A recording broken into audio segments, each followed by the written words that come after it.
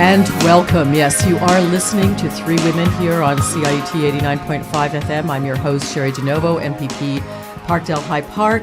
And today it's all about childcare, or perhaps the lack of childcare that we have in this province. And we've got two very special guests, as we always do. And by the way, thank you for your feedback on other shows. It's been wonderful. And you can be part of the show too. All you have to do is phone in at 416-946-7000. We'll put you on air live. But if you're the shy and retiring sort, you can tweet me. I'll get your question or comment on the air, and that's at CHERIDINOVO. And that'll get right to me. I'll put your question or comment to our guests, and we'll go from there. The reason we're talking about childcare today, I mean, we could talk about it every day, but the reason we're talking about it today is that there's a new bill before the legislature at Queen's Park in Ontario, Bill 10, put there by the government. It's a bill with lots of provisions in it, changes things quite dramatically, and we're going to be talking all about what it does, what it doesn't do, what we need in this province. In studio, I have Carolyn Ferns. She's with the Ontario Coalition of Better Childcare. She's worked, of course, at the Childcare Resource and Research Unit before this, for those of you who knew her there. And she's an ECE grad as well, taking over from the much-loved Andrea Calver, who has been on the show many times. So welcome, Carolyn, to Three Women. Thank you, Sherry. So let's get to it. Bill 10, what's in it? So Bill 10 does a number of things. I think the thing that's gained the most support in the childcare community is the protective measures that it brings in. People that I've spoken to are really pleased to see the government acting on this at long last. And those protective measures are around beefing up enforcement and regulation around unregulated childcare.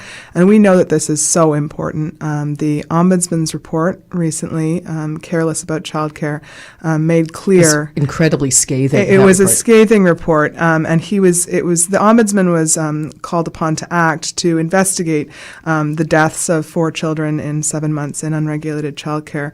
And the Ombudsman made 113 recommendations to clean up what he called the morass on unregulated childcare. And that was an unprecedented number of recommendations. And now Bill 10 and the government are currently addressing 95 of those 113 recommendations and have pledged to address the others as well. So I think that this bill goes a good distance to dealing with that issue, and I think it's really important. Now,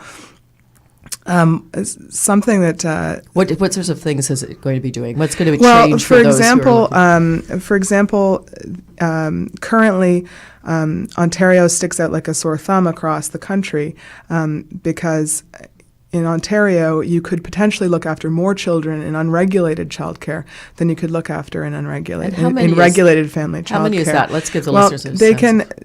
They can look after the number includes their own children. In the number, so you could look after 5, including your own children, whereas in regulated family childcare, you have to include your own children in that number. And Ontario is the only province where that happens, and Bill 10 changes that and says that, you need to count your own children in that number, and it also allows for there to be one more child in regulated family childcare than in unregulated. We actually already have a question. Welcome to Three Women. Who am I speaking to? Yes, hello. This is Paul from East York. Hi, How Paul. are you doing? I'm good. So what is your question or comment? Well, basically, I'm troubled. When people talk to me about daycare, they say to me that it costs $7 per day in Quebec, yet in Ontario it costs $75 a day. Why are we so special? Okay, thank you, Paul, and thanks for the question. And actually gives me a chance to weigh in a little bit. I just have to say I'm getting on in years, and I remember back in when I was a teenager and out demonstrating with feminists of the day and the second wave of feminism, one of the core demands, other than, control of our own bodies, was universal free access to childcare. And we are no closer to that reality now than we were then. But Paul's absolutely right. You can get childcare quality, regulated childcare in Quebec for $7 a day. And here it's, if you can find a space, it's like 1 in 8 children or 10 children, depending on the stats you read, that have a space. It's well over $1,000 a month. Do you want to comment on that, Carolyn? Absolutely. And there was, just a report out last week called The Parent Trap from the Canadian Centre for Policy Alternatives that showed that Ontario cities have the highest childcare fees in every age category. Toronto was the very top, but also Brampton had the most unaffordable. London, Windsor, those were all in there. With extremely high childcare fees. And yes, Quebec has $7 a day childcare. Now they're looking at moving to a sliding scale, but it's still nothing close to what we pay here in Ontario. One point I'd like to make is that it's not only Quebec. Manitoba as well made the top 5 most affordable cities in Canada, where childcare cost only 15% of a woman's income as opposed to the 38% that it does in Brampton. And that's because Manitoba moved ahead in regulating childcare fees. So it is possible. I think what that report showed was that it's possible for provinces to act. There's a big provincial role here. And I think it's sad that Ontario is bottom of the pile in the most unaffordable childcare in the country. One of the critical pieces of research that we now have out of Quebec from the $7 a day is that it actually not only pays for itself, because the huge, of course, pushback is, this is going to cost a fortune and we don't have it. But having worked with it now for a while there, of course, women go out to work because they have childcare, and then they make money, and then they pay taxes. So it actually pays for itself. Okay, so let's, and thank you, Paul, for that. If there are any questions or comments, please keep them coming at 416-946-7000, or you can tweet me at CHERIDINOVO. We're talking about childcare, all things childcare, and of course, the introduction of Bill 10, a change to the Childcare Act. And this is the first since the 80s? Oh, yeah. The Day Nurseries Act, and even the name kind of gives it away, which is the legislation we currently have on the books, was, dated back to the 1940s and hasn't been substantially changed since the beginning of the 80s. So I think it is a really good time to have new legislation. The issue is getting it right. To go back to some of those protective measures and the beefing up of enforcement, one of the key things it does is really increase the penalties for operating illegal childcare. For example, right now, if you had a maximum penalty for an infraction of operating illegal, unsafe childcare is $2,000. So this bill raises it to $250,000, which is really important because, as we saw, there were actually times when the providers would just eat those fines up and continue to operate. It was worth it for them. So yeah. We have another on-air question. Welcome to Three Women. Who am I speaking to? Hi, Sherry. It's Jen. Jen and Andrew, Jen. Oh, hi, Jen. How are you? I'm good. I'm listening. Okay, so what is your comment or question? It's about Montessori. Oh, yes, okay. So Montessori. So there are provisions in the bill for Montessori. And Jen, what do you think about those provisions? Well, I think that they're essentially taking away the parents' right to choose what kind of early education they want to have for their child. They will effectively make it impossible for an accredited Montessori school to run as a school. And yeah, okay, thank you, Jen. We're going to talk about that, and that's definitely coming up in the air. Thank you for that input. Take care. Thanks, Sherry. No problem.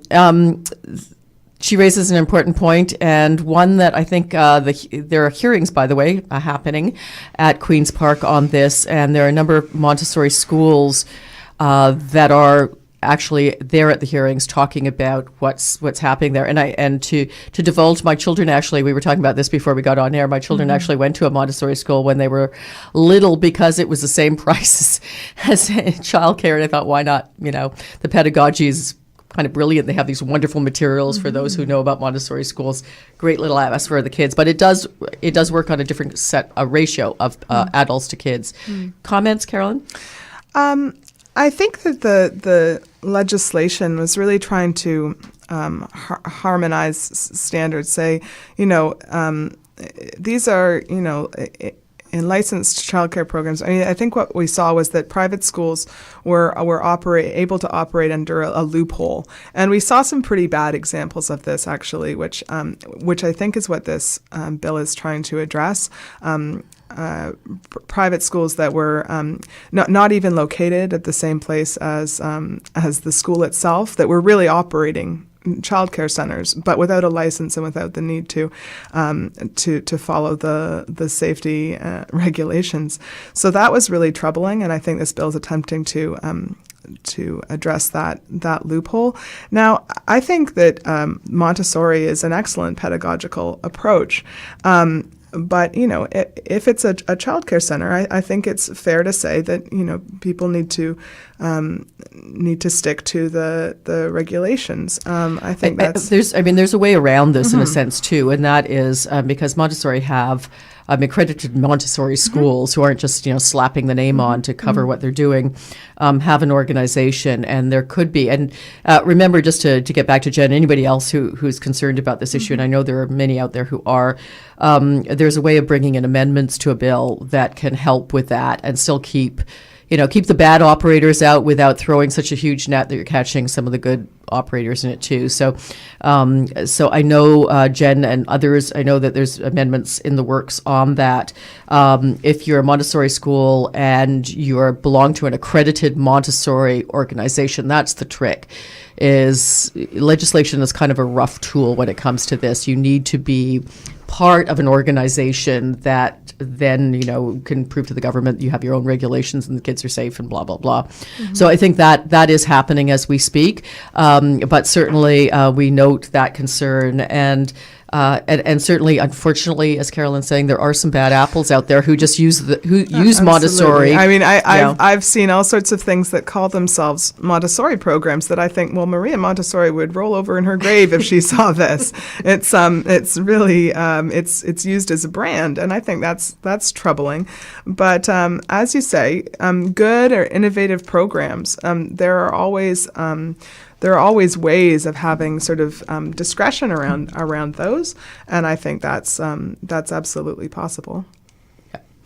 So to get back again to Bill 10 and the Ombudsman, let's talk about the Ombudsman's report a little bit. What are some of the things that the Ombudsman found as they did their research?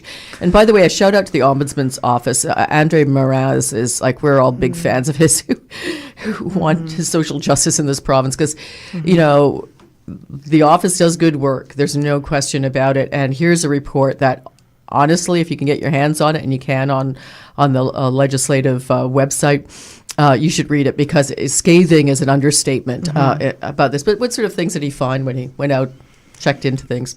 Well, one of the things that he uncovered was that when responsibility for safety and enforcement moved from the Ministry of Children and Youth Services to the Ministry of Education, it became clear that there was, again, the word morass, that it was just there was too much for that. There had been too much for them to handle. There really wasn't the enforcement going on that needed to be. And sorry to interject again, but the enforcement, people would be shocked to know how many inspectors are out there running around the province inspecting childcares. And how many? This, I mean, there's about, quite frankly, there's just over 50. Your chances of eating in a restaurant that's been inspected are probably 100 times better than your chances of having your child in a childcare that's been inspected by anybody. That, I think, is a pretty shocking statistic. I think that's an excellent point. I think people would be surprised to know when we talk about unregulated childcare, just how unregulated it is. And a colleague of mine here at the University of Toronto, Linda White, she said, she has a research project right now saying, let's compare childcare to any other sector. And what we're talking about as unregulated, people don't understand just how unregulated it is. This is complaint-based enforcement, and it operates really in the dark. And so I think that parents need to know that. When I was working at CRU, we would get phone calls from parents saying, I'm concerned about my childcare arrangement, and we would ask them about it, and we would say, is it regulated or unregulated? And sometimes they didn't know. And I think that there really needs to be a sort of a public education campaign maybe around childcare to say what is the what are the rules? What do you look for? But as the what is regulated, unregulated? We're doing our own little education here. So tell us. So what is the difference? Yeah. How would parents know? Well, I mean, one thing that this bill actually does is that it makes it clear that if you ask, they have to divulge to you whether it is regulated or unregulated. I mean, one way of knowing is that regulation in this province uses the agency model. Independent. So family childcare providers contract with a licensed agency that oversees what's happening, that provides training and support, professional development, all of those kinds of things to help ensure the quality of those family childcare environments. Unregulated childcare doesn't have any of those things going on. Also, regulated family childcare is subject to all sorts of regulations around the amount of space, locks on the doors, under the counters, all kinds of safety measures that you would of course want to see. Now, people will say, oh, but shouldn't parents be responsible for for knowing all of those things? But we know that parents, if you drop your child off in the morning, how can you know exactly what goes on there? And we saw in I think the Ombudsman report highlighted a case where, the parents would drop off their children and go to work, and then the provider was taking the children to another house where there were more children. 5 more children could coming in later. These types of illegal arrangements, how can a parent really oversee all of that? Now, what about the situation? And I'm sure this is going on a lot, and particularly in some racialized communities where the mother-in-law or the mother, the grandmother is looking after, the children, and because we're going to get another voice on the show in a few minutes, and they're looking after their grandchildren plus maybe a neighbor's child. So what would your response be to, them? Is this, I mean, I know there's a specter out there that all of a sudden the government's going to kick in the door and, charge the grandmother with something. Right. Well, in cases where, in cases where you're looking after your own family members alone, there are exemptions for that. That's care within your own family. I don't think anybody is going to try to regulate that. When you are caring for children for remuneration, for money, what the bill says is that you can care for up to 5 children, including your own. And that's the change, is that it used to be 5 children, not including your own. So it could be any number of your own children plus 5 more. So it could potentially be, quite a lot of children there. So what this bill does is really, it brings it in line with what regulations are in other provinces, and says, this is just fair. Okay, and we're welcome to the show as well. Another voice on the issue, Veronica Proulx-Pilon. I hope I pronounced that right. Veronica, she's with the Coalition of Independent Childcare Providers and a mother of 2 herself. Veronica, welcome to 3 Women.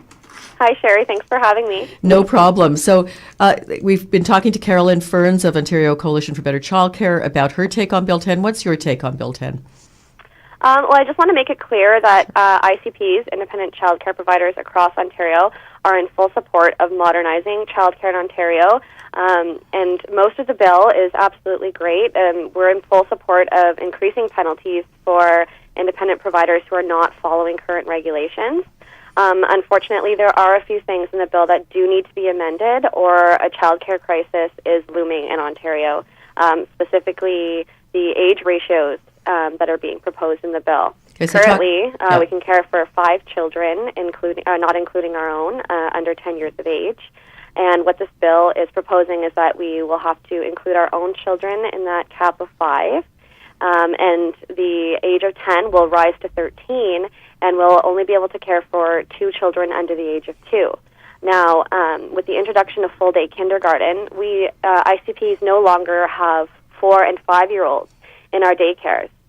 So let's just if I could interrupt there for a second, because that's an interesting and we saw and to be completely upfront, I mean, we voted in support of all-day kindergarten. However, the way it was rolled out was particularly ham-fisted. I mean, first of all, there wasn't enough money that went to the schools for it, and what the government didn't take into account is exactly what you're alluding to, the effect on childcare providers, who, this really affected your reality too. So talk about that a little bit.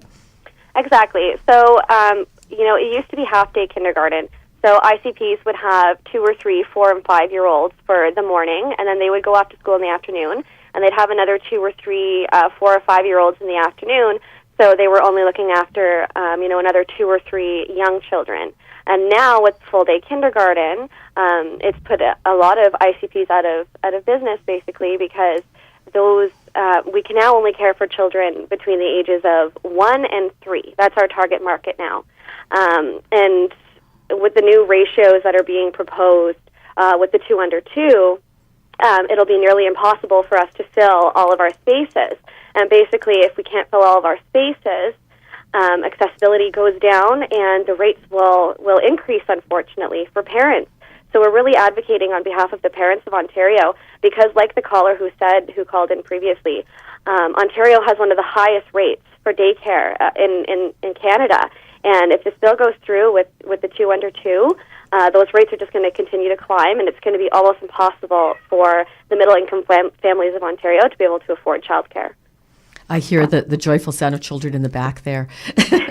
So what amendments are you proposing, Veronica? So the amendments we're proposing is actually, we've done our research, basically, and our research has found that the current regulations are actually safe, okay? We've contacted the coroner's office and had lengthy conversations with him.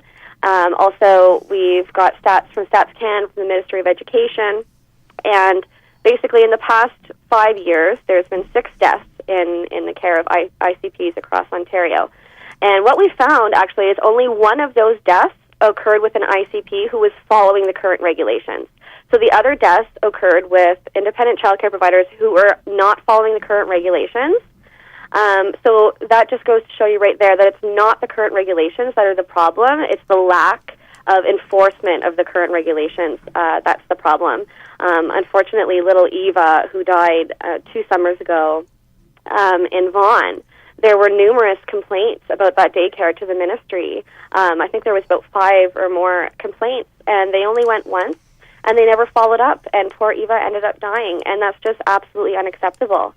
Now, I've talked about this, and in the first half of the show, we talked about the reality that, if you go into a restaurant, the premises you're eating in will most likely be inspected, and if you drop your child off at a childcare center, it's most likely that they won't have been inspected. So we actually care more about restaurant safety than we do about our children's safety, which is pretty horrendous. I think there's 50-something inspectors for all of Ontario. This is craziness for hundreds of thousands of children.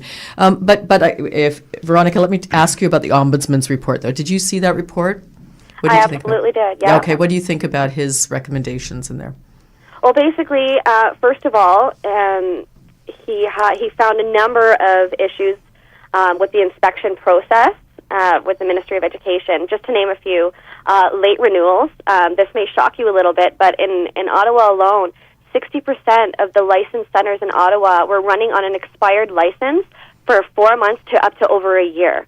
So how you can even say they're licensed when they're running on an expired license for over a year is ridiculous.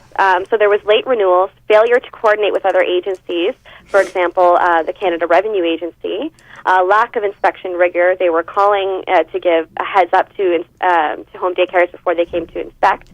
No sense of urgency, second, third, and fourth chances given to these home daycare providers, inadequate inspections, failure to collect evidence, late and inaccurate inspection records. So these are all of the problems that he found with the inspection system in the Ministry of Education, not to mention the fact that they don't have enough inspectors as it currently stands. And as far as his regulations go, there was three main, recommendations rather. There was three main recommendations. First of all, education for parents, public awareness campaign needs to be done. Second of all, sharpening the enforcement tools and fixing the errors and the problems in the system, in the inspection system. And thirdly, which we are in full support of, CICPO, universal licensing throughout Ontario, or at the very least, a registry. Okay, like you said, it's ridiculous that you need a license to be able to sell hot dogs on the street, but you don't need a license or be on a mandatory registry to be able to take care of children. And this is what we're actually pushing the government for, because this is the only way that it will increase oversight in Ontario and protect our children. So just to get back to the amendments that you're recommending, what are they again? So we're actually recommending that the regulations stay the same as they are, because basically if something's not broken, you don't fix it. So we're hoping to keep the recommendations or the regulations the way they are, but we want a mandatory licensing system through the Government of Ontario, so that we can be inspected by the government, quarterly, just like the licensing centers are. And we believe that this is the best way to increase oversight and protect our children. Okay. Carolyn, did you want to comment on what you heard Veronica say? I see you waving your hands over here. Sure. No. Anyway, Veronica, pleased to meet you. It's really good to hear your perspective on all of this. And I think there are definitely places where we agree, but not on everything. So I feel that on the issue of universal licensing or a registry, first of all, a registry, I feel is a little bit of regulation is a dangerous thing. I think just a registry where there's the names of providers on them and that we have them, but nothing beyond that, would give parents a false sense of security, and that they would think that that these were being inspected in some way when they're really not. Now, if you want to talk about how to better regulate things, I don't think moving to a system of individual licensing is the way to go. I mean, there are provinces that have individual licensing, there are provinces that have the agency model. Ontario has an agency model and it works well. The question is, how do we encourage providers to move into the regulated system? Now, the current bill tries to do that by saying, you can look after one more child if you're in the regulated system. But I don't think that's adequate. I think that if you really wanted to encourage people to join the regulated system, which we should encourage, you need to do that by making family childcare a job worth doing. And you do that by base funding those agencies so that independent childcare providers, individual childcare providers, wouldn't need to pay out of their own pocket to become regulated. And that to be able to access the professional development, the training and safety and oversight that would benefit them. So I think that strengthening the agency model is really the way to go. Veronica, your turn. Thoughts? Mm-hmm. Yeah, for sure. I'd like to comment on that.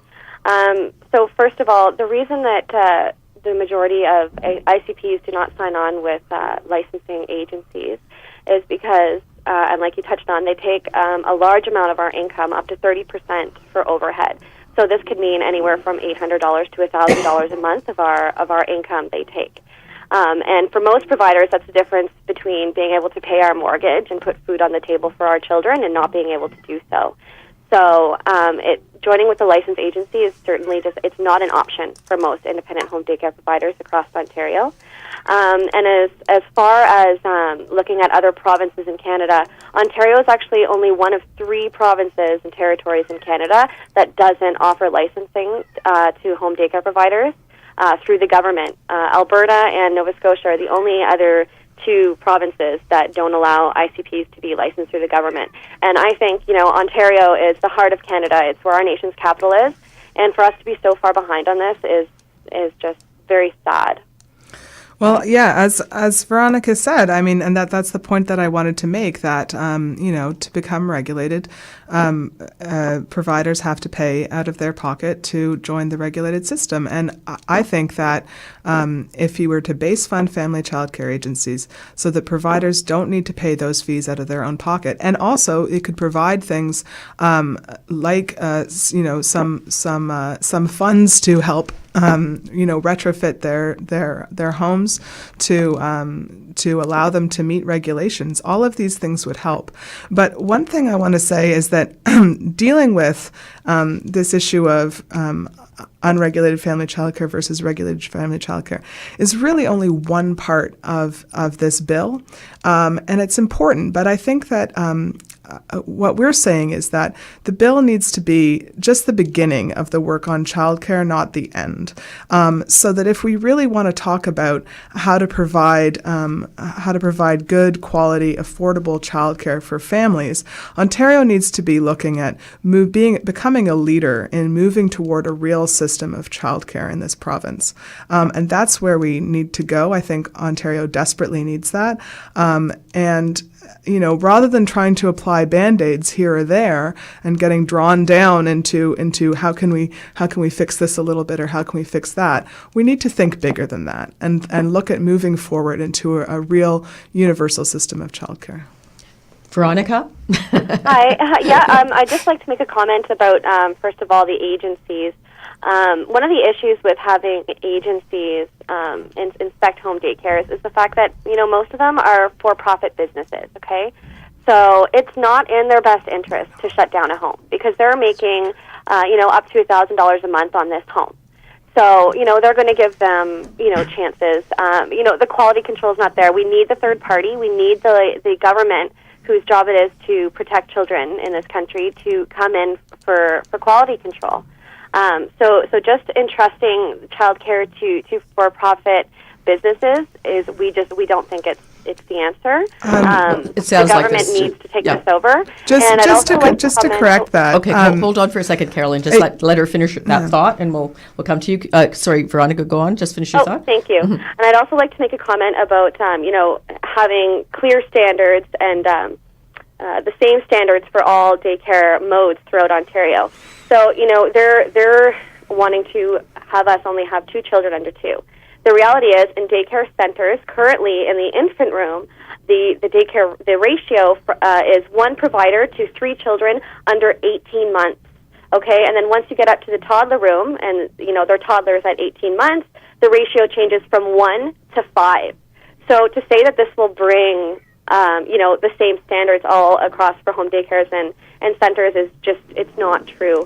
How can one provider in a center care for 3 children under 18, but we cannot care for more than 2 children under 2? Okay. Carolyn, you wanted to weigh in. Sorry, just to jump in there, because just to correct the characterization that agencies are all for-profit.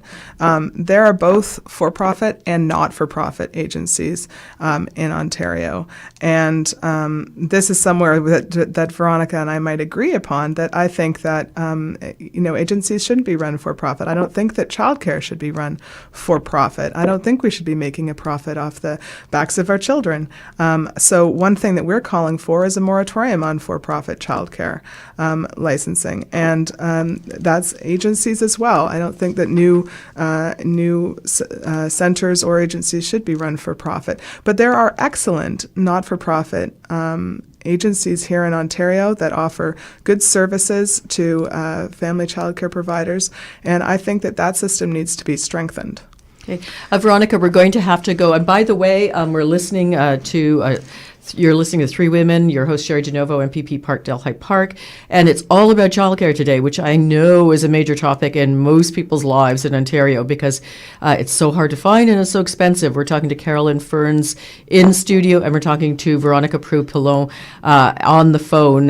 But we want to talk to you too. So we've had some calls. You can call us at 416-946-7000, or you can tweet me at CHERIDINOVO if you have a question and you're the shy kind and you don't want to be on air. So keep those calls and those questions coming. Veronica, you want to respond now to Carolyn? And, what about this idea of moving to a universal nonprofit childcare like they have in, let's compare us to Quebec or Manitoba?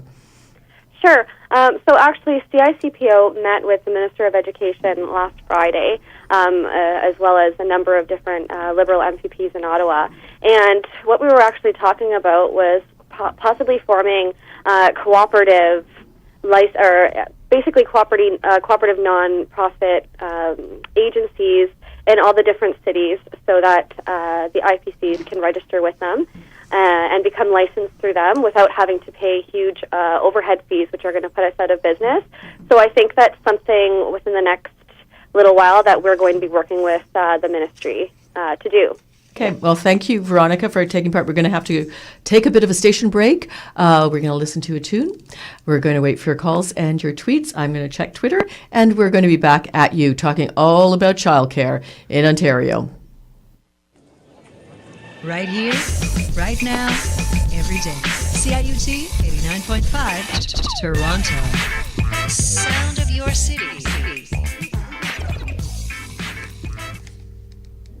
Did you hang up? Is Veronica still there?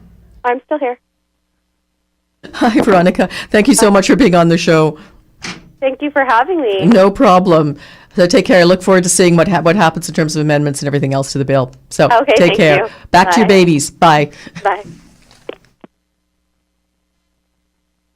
Had her baby and she walked 10 miles through the snow with the wind blowing cold. She said, gotta get away for a while, through the summer till the end of October. Heaven knows how she tried. Oh, angel, she cried, Gabriel, can you keep me in line? Oh, hear him sing. I've got your fire, I've got your fire, I've got your fire, I've got your fire, I've got your fire, I've got your fire,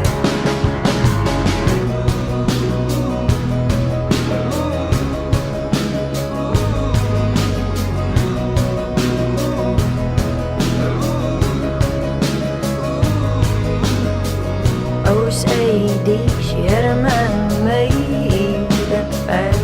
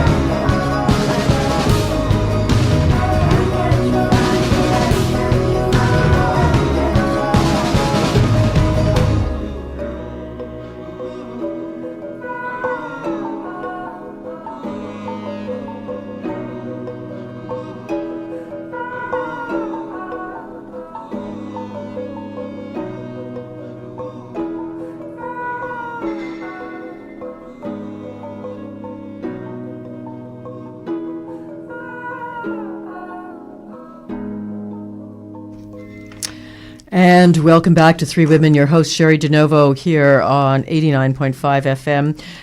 That was Jen Grant, Nova Scotia gal. I've got your fire. And also want to give a shout out to Monique as well, who is our tech. Boy, do we need her, and we love her because when she couldn't make it last week, we were in a bit of a tizzy. So to all the women behind the scenes as well as the women on air, we want to say thank you on Three Women. Also thanks to Veronica Proulx-Pilon, who is back to her babies now. And we're still in the studio with Carolyn, Ferns, and you, of course. So if you want to call in, 416-946-7000, or tweet me for sure. There was a Twitter comment during the break on just going back to, I think, the original caller Paul's point is, we're kind of squabbling about, what little childcare we have and how to enforce it, when in fact the real problem is we don't have a universal childcare system. So absolutely, Sherry.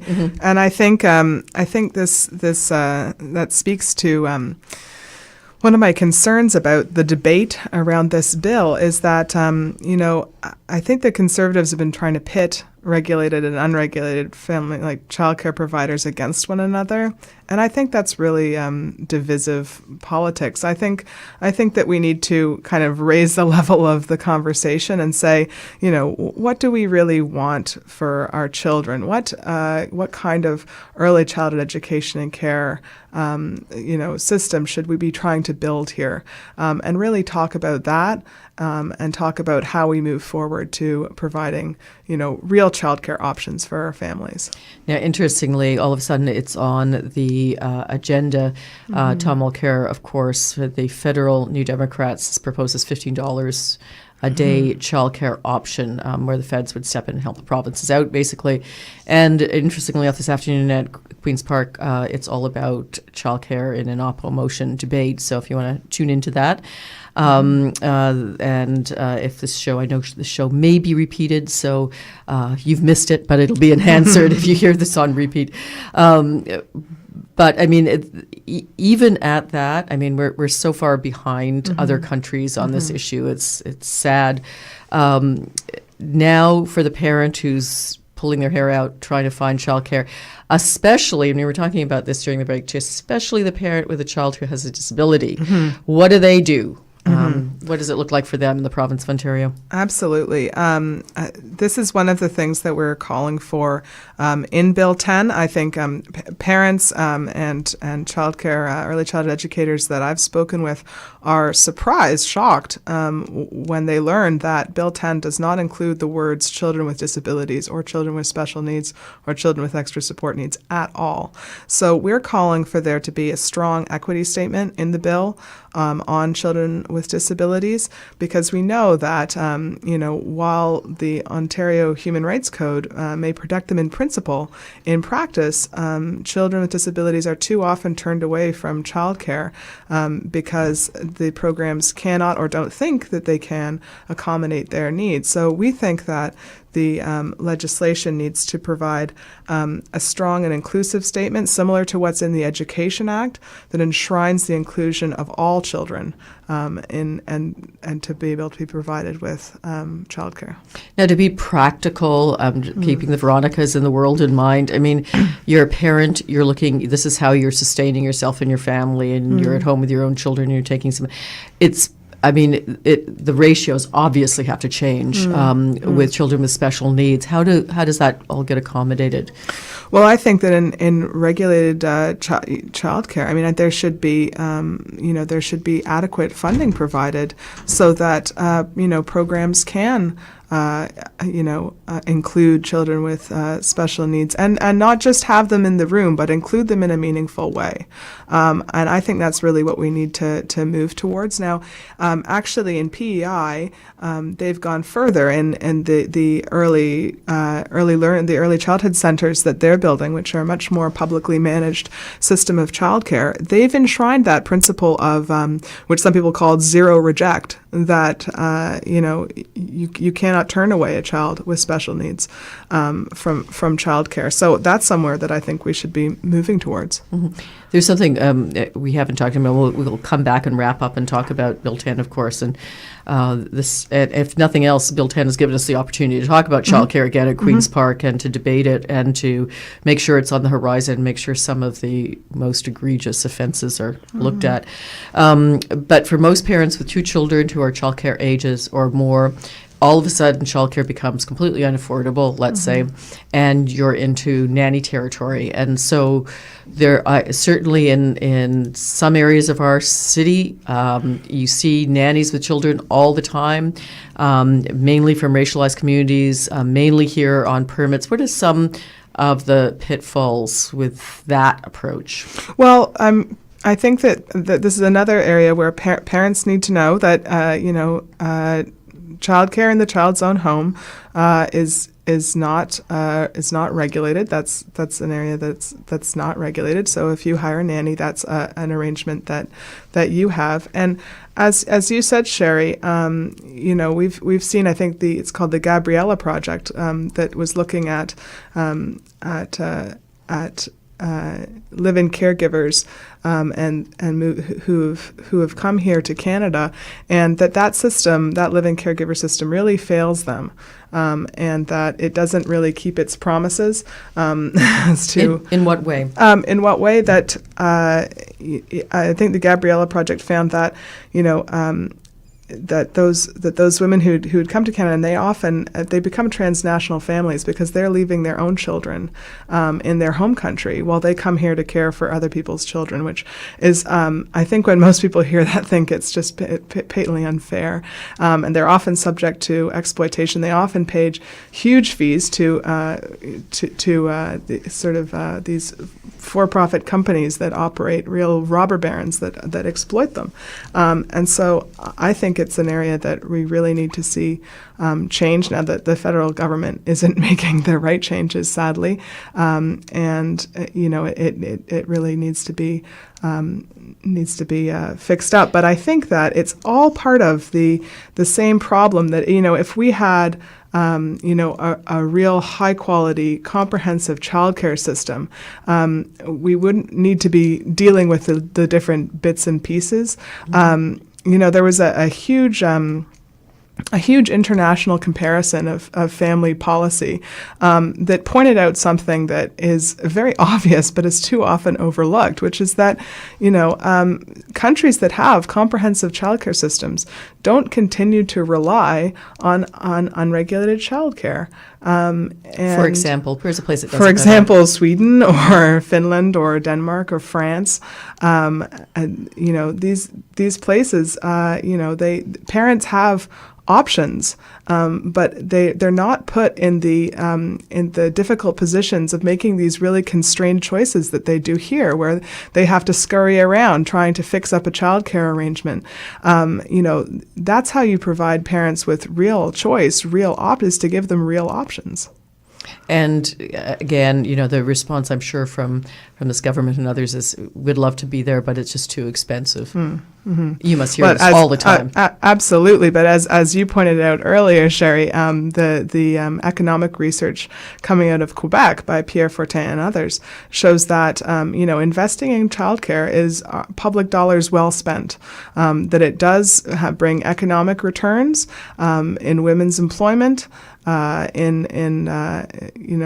Economic stimulus to the local community. All of these things mean that investing in childcare is a good choice for governments. There's a strange kind of outlook on education, just generally, I think, in our province and possibly in our country, which is that it starts, in kindergarten and it goes to the end of high school, but before and after, you're on your own. That there's no right to education for young children below the ages of 5, really. And I'm even thinking about all-day kindergarten, because you still have to have something after and before, or in university, where again, it's if you've got lots of money, there's no issue. If you don't have lots of money, there's lots of issues. And that's not the case other places. No, absolutely. And I think it speaks to our the really sort of privatized, marketized system that there is in childcare, that we continue to have a conversation about spaces. You wouldn't talk about, do we have enough spaces for children in grade 5? You might talk about if the class sizes are too large, but you know that there will be a space for your grade 5 child to get education. And yet in childcare, we're talking about making promises about this many spaces that we'll create, not saying, we need a space for every child. Now, Bill 10 is in hearings now. Those hearings aren't going to last very long, and they're not traveling all over the province, which is a bit of a problem. Hopefully, I mean, what sort of amendments are you putting forward with your organization? And again, we're talking, if you just tuned into Carolyn, Ferns, the Ontario Coalition for Better Childcare, and we're talking about the introduction of Bill 10, which is the first childcare legislation really we've seen in a long, long, long time in this province, and it's got some pluses and it's got some problems. Yeah, so what would you put forward as amendments? I think there are both pros and cons in this bill, and I would really I would encourage people to write to, call, email your MPP and let them know your feelings on the bill. Now, we feel that the bill, those protective measures that are in the bill are so important. The Ombudsman's report makes this crystal clear that there need to be these protective measures that are in Bill 10. So I would encourage people to let your MPP know if you support these measures. But we do feel that the bill could go further on a few areas. One is the equity statement that I just mentioned about children with disabilities. But there's other issues in the bill as well.